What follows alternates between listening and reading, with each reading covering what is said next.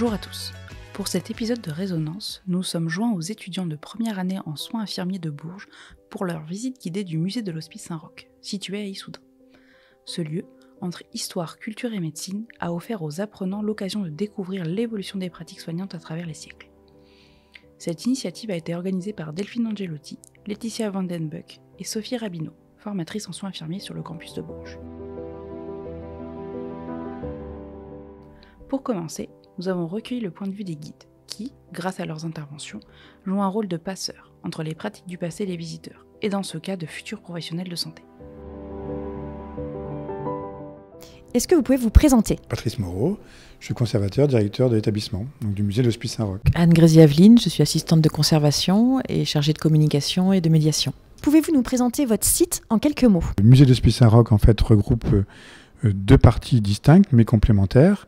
Donc c'est un musée aujourd'hui qui est installé sur les anciens bâtiments de l'hospice, qui prend pour une part l'histoire de la ville et du territoire d'Issoudun, et sur une seconde partie l'histoire justement hospitalière des bâtiments, et puis une partie complémentaire avec les bâtiments contemporains créés en 1995, où là nous présentons des expositions temporaires d'art contemporain et un patrimoine sur les collections océaniennes également. Selon vous, quel est votre rôle auprès des étudiants quand vous accompagnez des groupes comme cet après-midi? Alors le rôle auprès des étudiants, des publics en général, est vraiment de leur rendre le patrimoine accessible. Ça, pour nous, ça a pris du temps, effectivement, de comprendre un petit peu l'histoire, la façon dont ça a été fait, la technique. Donc on essaye d'accélérer les choses. On essaye de les émouvoir, de faire en sorte qu'il y ait vraiment de l'émotion, qu'il y ait du plaisir aussi. C'est vrai que les espaces sont importants. On leur dit des fois, baladez-vous. Le musée étant gratuit, revenez, posez-vous. Un jour, vous ne savez pas quoi faire, venez aussi au musée. Quand on y travaille, on a cette chance de côtoyer ces œuvres au quotidien et certaines choses nous apparaissent différemment d'un jour à l'autre en fonction de l'humeur. On essaie de leur dire vraiment, pratiquez le musée, en tout cas celui d'Issoudun, parce que c'est vrai que cette gratuité est vraiment confortable, que ce soit dans le contemporain ou dans l'ancien, voilà, de casser un petit peu l'image vieillotte, peut-être du musée, poussiéreux, embarrassant, ennuyeux. Voilà, on a vraiment une diversité de collections qui peut de toute façon les toucher. On a aussi un parc à l'extérieur qui peut donner envie de se poser.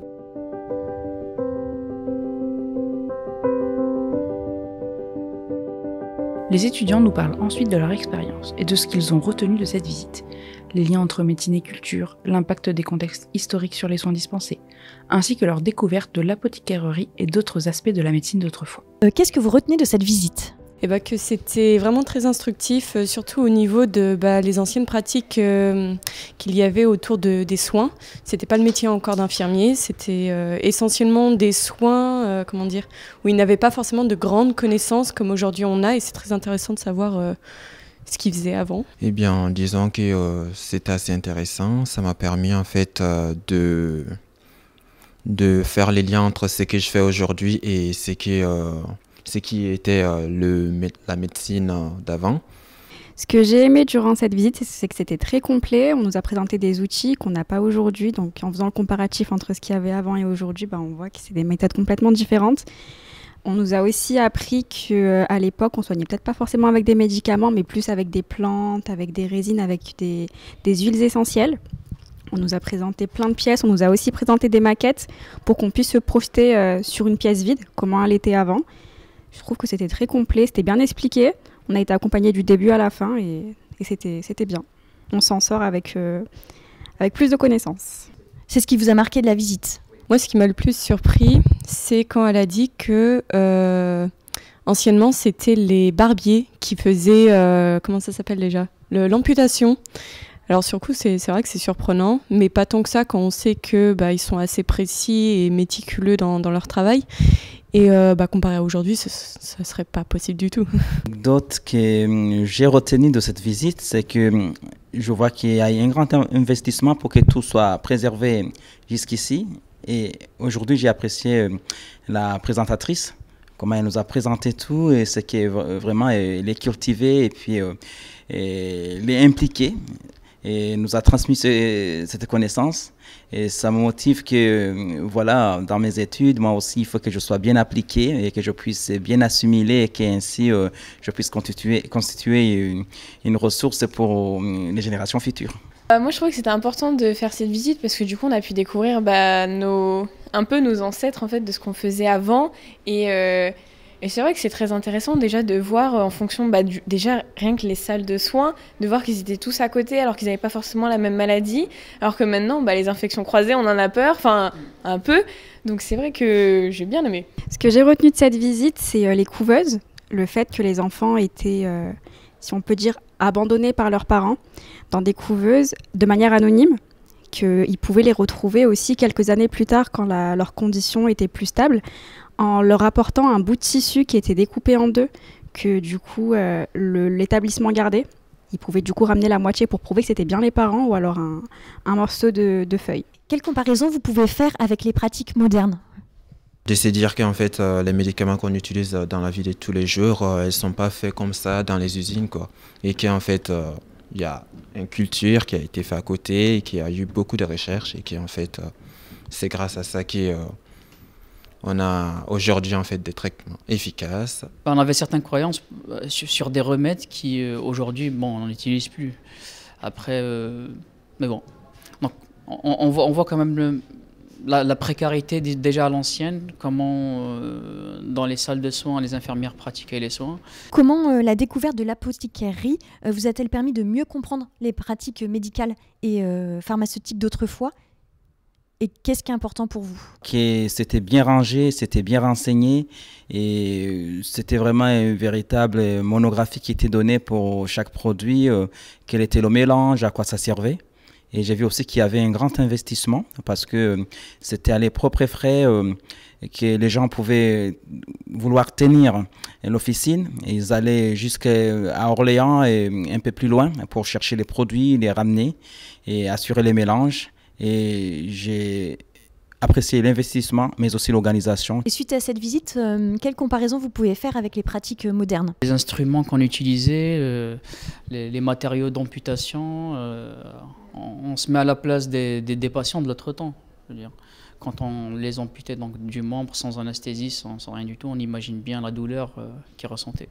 Le fait que c'était dans des pots, les médicaments, en fait on les mettait dans des pots et après on les distribuait comme ça aux patients sans vraiment vérifier ce qu'il y avait dedans. En fait c'était juste écrit et on disait on va tester ça quoi. Donc alors qu'aujourd'hui on est obligé de vérifier la prescription, vérifier si c'est le bon patient, la bonne dose et tout ça, alors qu'avant c'était on va essayer. Par exemple tout ce qui est instrument d'amputation, on utilise toujours des décis, mais avec anesthésie, dans un bloc. Le bloc, il est stérilisé, il y a des protocoles à respecter. Mais la pratique est toujours la même. C'est-à-dire qu'on savait à l'époque qu'une infection pouvait engendrer une gangrène et que c'était dangereux, que la gangrène se propage partout dans le corps, donc il fallait absolument amputer le membre. Je vais revenir encore une fois du coup sur les chambres, mais c'est vrai que maintenant du coup on a un seul patient ou maximum 2 personnes, mais elles ont la même maladie, donc elles peuvent pas vraiment s'échanger une maladie ou quoi que ce soit, alors que là c'était vraiment comme s'ils étaient lâchés. Après, on connaissait pas vraiment les maladies, on pouvait pas savoir à l'époque qu'ils pouvaient se les transférer juste en toussant ou quoi que ce soit. Donc là maintenant aujourd'hui, on fait un peu plus attention. Les médicaments, parce que du coup, on utilise parfois encore des plantes. On n'utilise plus les animaux, mais pendant encore un petit temps avant, on utilisait le sang des animaux. Enfin voilà, donc je pense que c'est un peu pareil. On peut encore en utiliser, quoi.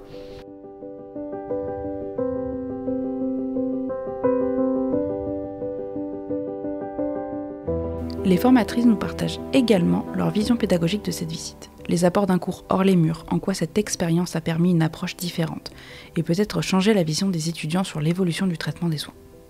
S'agit-il d'un objectif pédagogique précis ou d'une démarche plus globale d'ouverture culturelle ? Alors oui, moi je dirais les deux, du coup, puisque ça part quand même d'un objectif en lien avec le référentiel de formation, puisque du coup en 3.1, S1, les étudiants doivent aborder la culture, l'anthropologie des soins, des pratiques soignantes du coup.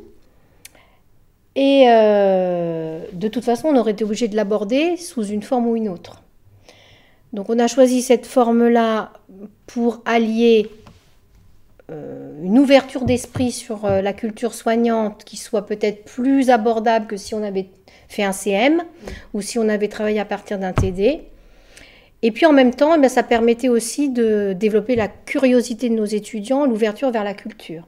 Oui, l'objectif était double. Oui, l'objectif était double et puis ça reprenait aussi, de manière un peu transversale en fin de semestre, les différentes notions qui sont pu découvrir au travers des différentes yeux, notamment en termes d'ouverture culturelle. Il y avait aussi l'ouverture anthropologie, puisqu'il y avait, au-delà de la visite guidée, la possibilité d'accéder à des collections de Nouvelle-Guinée, et puis une exposition temporaire sur le surréalisme, donc qui faisait du lien avec ce qu'ils ont pu voir en socio-anthropo au premier semestre, et puis aussi avec les médiations culturelles, et avec l'art comme médiation thérapeutique aussi, notamment pour un des artistes qui souffrait de pathologie mentale, qui vont étudier en deuxième semestre.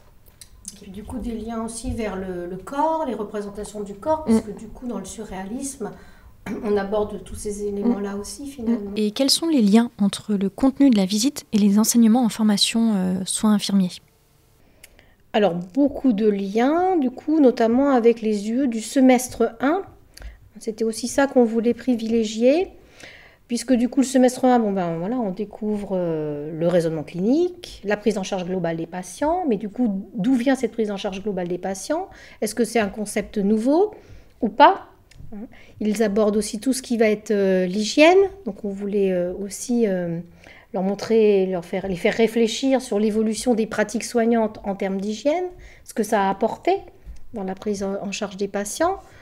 La pharmacologie, puisqu'il y a une très belle et très grande apothicaire, donc une des 3 plus dotées de France.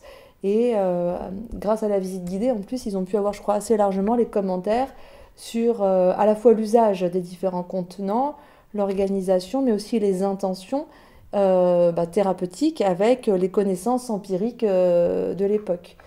Et effectivement, le lien était vraiment avec l'histoire de la profession, qui est à la fois très récente et en même temps ancrée dans des pratiques séculaires, que ça soit prendre soin de l'esprit, de l'âme, des croyances, de la spiritualité, au-delà. Donc, et très simplement aussi, bien manger et se laver, c'était aussi les soins de base qui étaient dispensés. Donc avant même que la profession existe, le concept de soins qu'on leur fait travailler puisait déjà ses fondements dans ces pratiques-là. Selon vous, quels éléments enrichissent la compréhension du métier d'infirmier et son évolution? Le fait d'être en immersion, en immersion dans les pratiques, au cœur des pratiques du coup. Je pense que c'est à travers ça que les liens ont pu peut-être se faire. Oui. Et puis, certains nous ont dit qu'ils avaient compris certaines pratiques d'aujourd'hui à travers ce qui leur a été présenté dans les pratiques d'hier en fait. Ça va de vraiment la compréhension conceptuelle et globale à l'anecdote peut-être, mais il y avait d'exposer des canards en porcelaine qui étaient des formes de petites tasses à bec en porcelaine utilisées pour faire boire les malades dans cet hospice. Et on retrouve ce même terme aujourd'hui pour des gobelets à bec verseur, des gobelets en plastique, mais qui existent toujours dans les établissements de santé. Donc on va dire du plus large et du plus conceptuel au plus factuel et usuel, ça leur a permis de faire des liens. Et quel retour espérez-vous des étudiants après cette visite, tant sur le plan personnel que professionnel? Si je me mettais à l'échelle de la promo, on espère que ça ait créé du lien aussi entre eux, le fait d'avoir une activité en dehors des murs de l'IFSI, créer du lien aussi avec nous du coup, avec les formateurs. Nourrir une certaine curiosité pour la profession, mais d'une façon globale, quoi, dans son histoire, dans son évolution. Et je crois qu'ils ont perçu de notre part aussi l'intention du projet, cette intention d'ouverture, cette intention d'illustrer, cette intention d'apprendre autrement. Et ils ne l'ont pas perçu initialement. C'est vrai que quand on a annoncé cette sortie, il y a une forme de réticence un peu ou de doute, parce que ça sort de ce à quoi ils pouvaient s'attendre, ça sort peut-être de leur pratique aussi culturelle. Et en fin de compte, on a eu un retour direct qui était plutôt très positif, et d'une réaction vraiment en direct de cet éveil de la curiosité. Et de remerciements, des remerciements sont venus tout de suite. Ouais.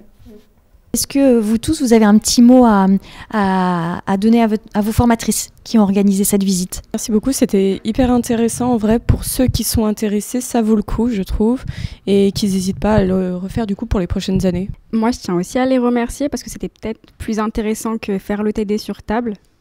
Donc, on a été plus intéressés, ça a permis de retenir notre attention plus longtemps, ce qui n'aurait peut-être pas été le cas pendant 3 heures sur une copie.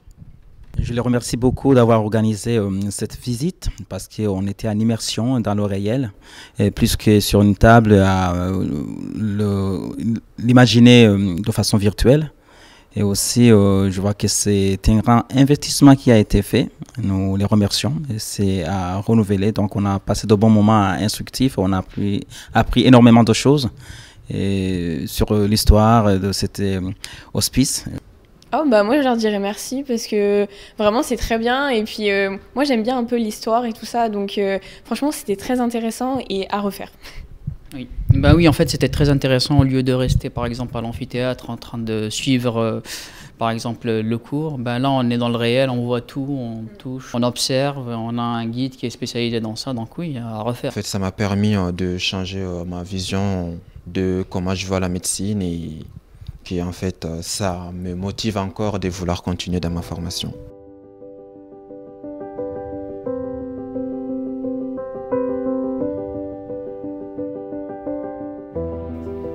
C'était une belle expérience, même du point de vue formateur, du coup, du point de vue des échanges qu'on a eu avec les étudiants, du coup, sur ces 3 demi-journées, du coup, et que oui, on aimerait pouvoir reconduire ça, en fait. C'est une autre approche du groupe et de la pédagogie. J'ai eu l'impression qu'il y a eu du coup un basculement après, dans la semaine qui a suivi, dans notre relation avec la promo aussi. Oui, tout à fait. Ah oui, en quoi par exemple? Eh bien, dans une approche plus simplifiée, une distance qui s'est, en restant tout à fait adaptée, je veux dire, mais un rapprochement peut-être des étudiants vers nous pour dans la relation, quoi, vraiment. J'ai perçu ça aussi. C'était positif, ça, je trouve.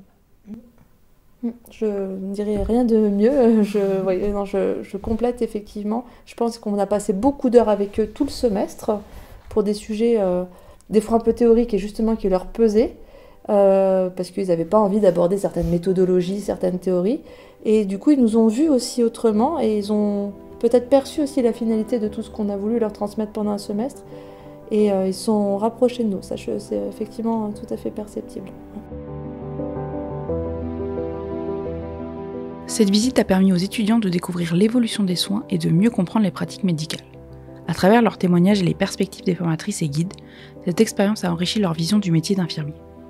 Elle ouvre également la réflexion sur la manière dont les connaissances et les valeurs héritées du passé peuvent encore influencer les pratiques soignantes d'aujourd'hui. Une invitation à continuer d'explorer l'histoire pour mieux appréhender l'avenir des soins et du rôle des soignants dans notre société. Si l'histoire des pratiques soignantes vous intéresse, ou si vous êtes dans le coin, n'hésitez pas à visiter le musée de l'Hospice Saint-Roch d'Issoudun. Merci à Patrice Moreau et Anne Grésy-Aveline du musée de l'Hospice Saint-Roch. Nous remercions également Delphine Angelotti, Laetitia Vandenbuck et Sophie Rabineau, les formatrices, ainsi que Samy, Émilie Rose, Issouf, Félix, Jenna et Honorine, étudiants en première année d'études infirmières de Bourges. A très vite sur Résonance, un podcast réalisé par Mélanie Roncin et Candy Givard.